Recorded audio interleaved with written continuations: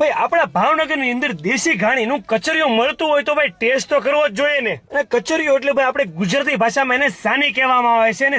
અને આ શિયાળામાં સાની ખાવાવાળા લોકો માટે તો ભાઈ આ બેસ્ટ જગ્યા છે.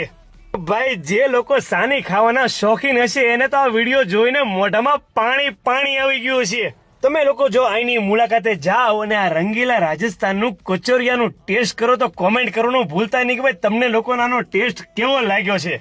અને સાહેબ આ કચરિયામાં વિવિધ પ્રકારના ડ્રાયફ્રૂટનો ઉપયોગ કરવામાં આવે છે જે ખાવામાં તો ટેસ્ટી છે તે શરીરમાં પણ શક્તિ ઉત્પન્ન કરે છે.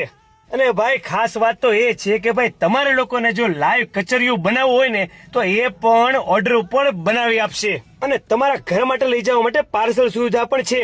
અને આ ડ્રાયફ્રૂટ થી ભરેલી સાની તમને સફેદ તલમાં અને કાળા તલમાં બંનેમાં મળી જવાની છે.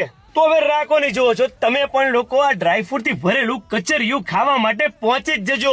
અને આપણે પણ સાહેબ ત્યાંના ડ્રાયફ્રૂટ થી ભરેલા કચરિયાનો ટેસ્ટ કરો ભાઈ. ટેસ્ટમાં ખરેખર આપણને તો મોજ પડી ગઈ. તો હવે ફટાફટ આ વિડીયો દરેક ગ્રુપમાં શેર કરીને તમે પણ પહોંચી જજો. જેનું એડ્રેસ છે મિલિટરી સોસાયટીના નાકે સદગુરુ ધાબાની એક્ઝેક્ટ સામે રંગીલા રાજસ્થાનનું દેશી ઘાણીનું કચરિયું ભાવનગર. તો બોલો ભાવનગર એટલે મેહુલ ફૂડી.